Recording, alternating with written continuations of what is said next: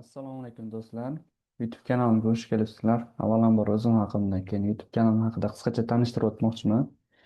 Ismim Olimjon, Janubiy Koreyada 4 yil mobaynida yashab o'qib kelmoqdaman. Koreys tiliga ilk bor 2018 yildan beri o'rganishni boshlaganman. Mana shu yillar davomida bir nechta tajribalar hamda musobaqalar, tanlovlar qatnashib turli xil tajribalar yig'ib keldim. Shu tajribalarim haqida qisqacha ko'rsatib o'tmoqchiman. E'tibor bersak bu yerda 2021 yil Sejo Haktang tomonidan o'tkazilgan SK imtihoni birinchi marta o'tkazilgan sinov imtihonida ham eng yuqori o'rta hamda yuqori darajani olganman. Undan keyin 2022 yil yana Sejon Haktang tomonidan o'tkazilgan notiqlik musobaqasida ham o'rta darajani qo'lga kiritganman. Hamda 2022 yil Sejong o'quv markazida hammaga ma'lum daraja bosqichi o'qishlar bo'ladi. Birinchi bosqichdan 8-bosqichgacha o'qish bo'ladi. 8-bosqichni o'qib yakunlaganman. E, Man faqat 8-bosqich o'qiganman. Unda ham o'zimizni viloyatdagi shu Sejong Haktangdagi ya'ni direktori taklifi bilan 8-bosqich o'qishga e, imtihonsiz kirganman. Mana shu maragi musobaqasidan keyin. Hop, undan keyin 2022 yil kuz oyida Janubiy Koreyaga kirib kelganmiz. Ya'ni biz birinchi kirib kelganimizda 2 yillik kasbiy ta'lim kirib kelganmiz. Ya'ni Chonmunteak deyiladi. 2 yillik kasbiy ta'lim. Hop, Chonmunteaklar 2 yillik ham bo'ladi, 3 yillik ham bo'ladi. Odatda ko'p kishi 2 yilligini biladi. Hop, 2022 yil 2 yillik kasbiy ta'limga kirib keldik. Hamda Hosan universiteti, ya'ni nomi Hosan edi.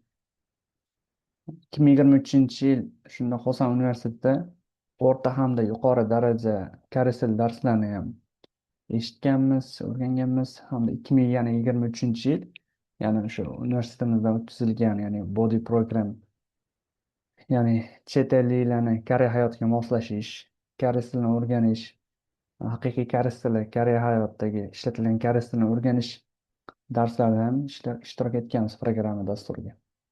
Mana shu body program bo'ladi. Universitetlarda juda ham ko'p o'tkaziladi bu body program. Ko'plab universitetlarda ham.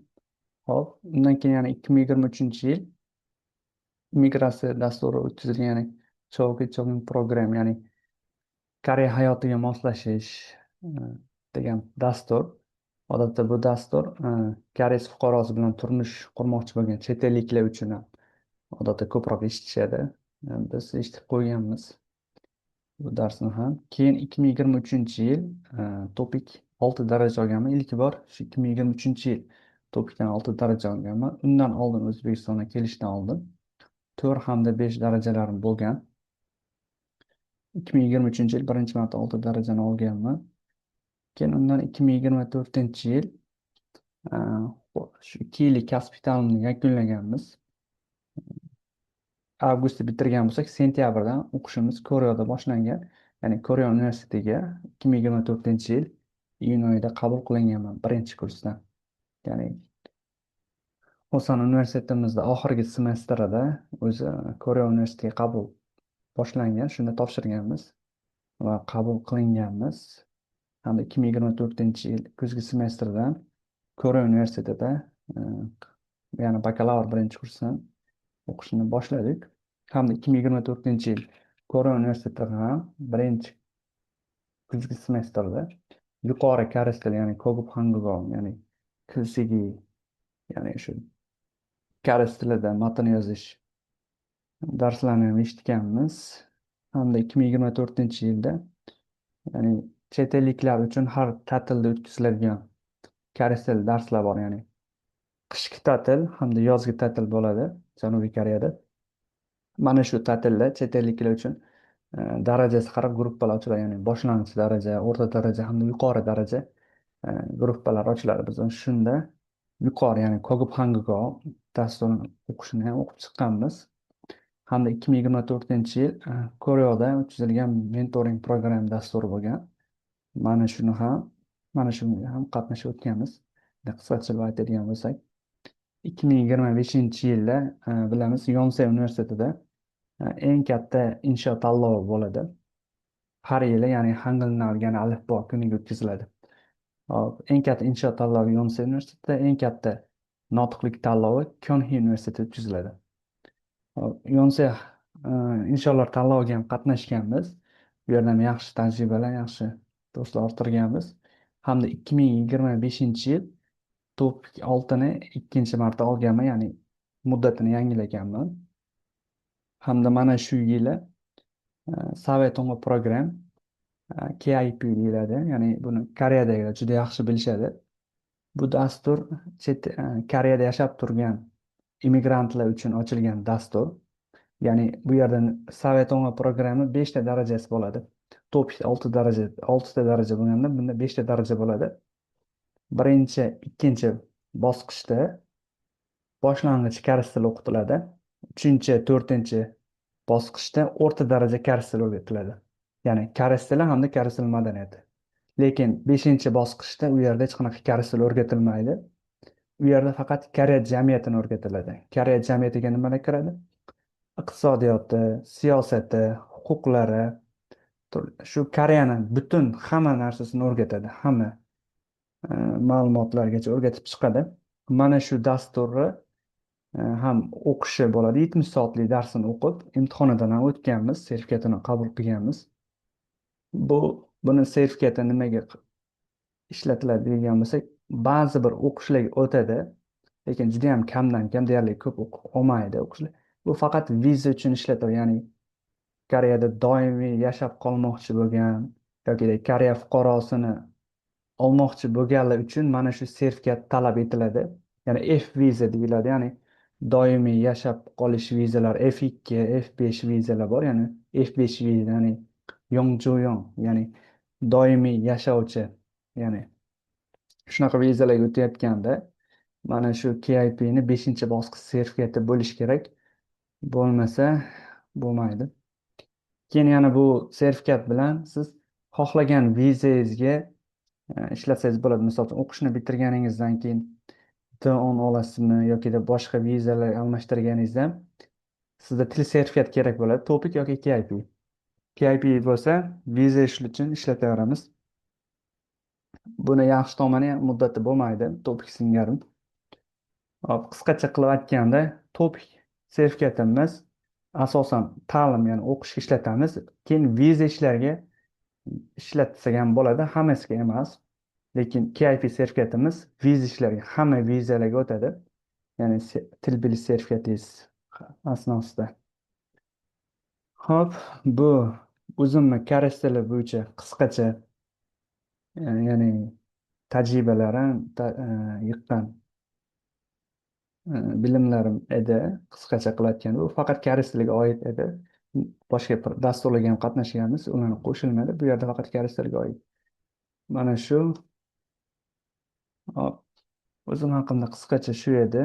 Endi kanalimiz haqida qisqacha tanishtirib o'tadigan bo'lsam, bu kanalni ochishdan maqsadimiz hozirda juda ham ko'p yoshlarni bilaman, 1 yildan bir koreys tilini o'rganadi yoki koreys tilida yaxshi gapira olmaydi yoki TOEICdan yuqori natija olishmagan yoki Janubiy Koreyaning eng nufuzli oliygohlarida top 1%lik universitetlar, ya'ni undan tashqari eng topda turadigan Sky universitetlariga, mana shular haqida ma'lumotlar juda ham kam. Ijtimoiy tarmoqlarda sifatli darslar ishlab chiqadigan, sifatli TOEIC darslarni ishlab chiqadigan, qisqasi yaxshi sifatli kontentlar, darslar olib chiqadigan kanallar, video darslar bo'lmaganligi uchun shu o'z tajribalarimni ulashishga qaror qildim.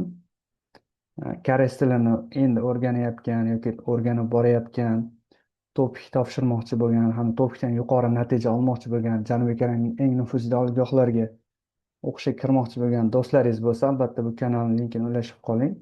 Do'stlaringiz ham taklif eting.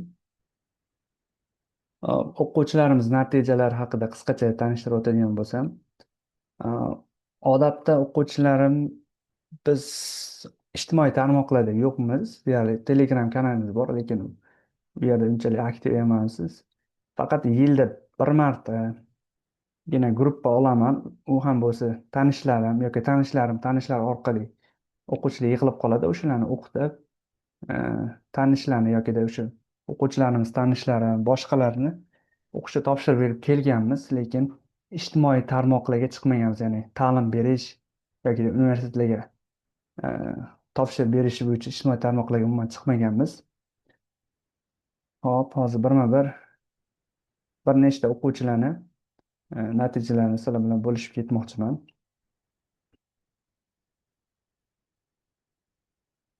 Hop, odatda man ko'pincha Koreyada o'qitganman. O'zbekistondalik paytimda ham o'qitganman o'quvchilarni. O'zbekistondan bir 100 ga yaqin o'quvchini o'qitganman. Koreyada ham bir 50 ta 100 ga yaqin o'quvchini o'qitganman. Bu yerdan bir nechta o'quvchilarni darajalari, endi o'zimda borlarni sertifikatlarini qo'ydim. Ko'pincha ko'p o'quvchilarimiz 3-4 daraja olishgan, chunki 5-6 darajagacha deyarli ko'p o'quvchilar bormagan. Bir sanoqli 5-6 ta 5 darajalilar ham bor. Bu o'quvchimiz ham 3 daraja, 3 daraja. Bu yerda 4 darajali olganlar ham bor. Bu ham 4 daraja, ya'ni bu 5 darajalilar ham bor. Kam, lekin 5 darajalilar. Bu ham 5 darajalilar. 5 ip, bu ham 5 ip. Keyin o'qishga qabul qilinganlardan mana. U top sertifikatlardan shu bir 10 tacha edi. Endi o'qishga qabul qilinganlar haqida ham qisqacha mana Janubiy Koreya hamma biladi.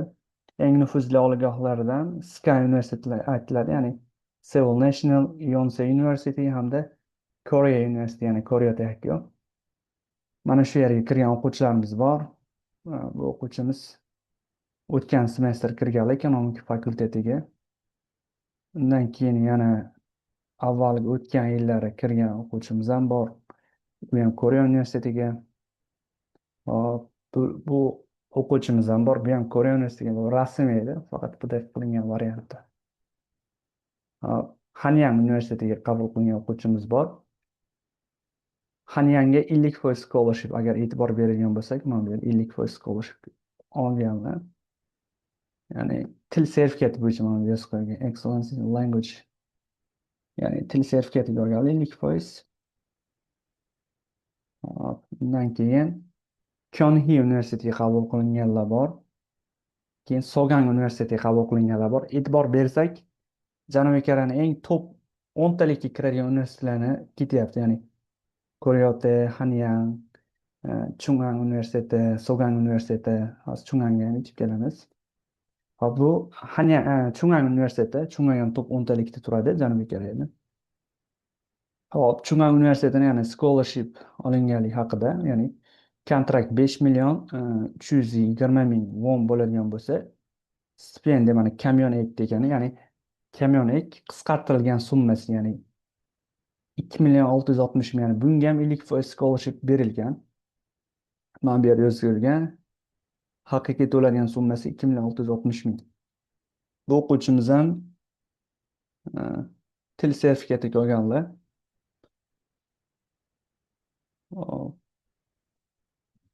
Undan keyin bu ham Bofs universiteti hamda Kangwon National University'ga kirgan o'quvchilarimiz.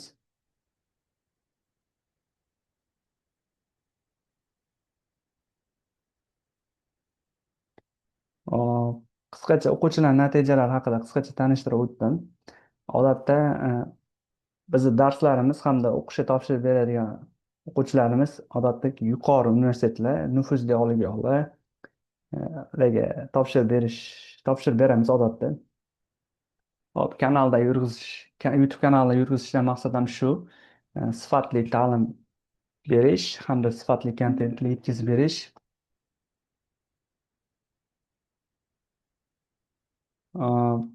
Qisqacha qilib aytganimizda shu sifatli ta'lim yetkazib berish hamda sifatli universitetlarga o'qishga kirishda yordam berish. Kanalni kuzatishda davom eting. Albatta siz uchun yaxshi bo'lgan darslar bo'ladi. Darslarimiz o'rta, yuqori hamda boshlang'ich hamda topik hamda KIP darslari va boshqa darslar ham bo'ladi. Darslarni batafsil keyingi video darsliklarimizda tushuntirib o'taman. Keyingi darsda ko'rishgungacha yaxshi qolinglar. Rahmat tinglaganlar uchun.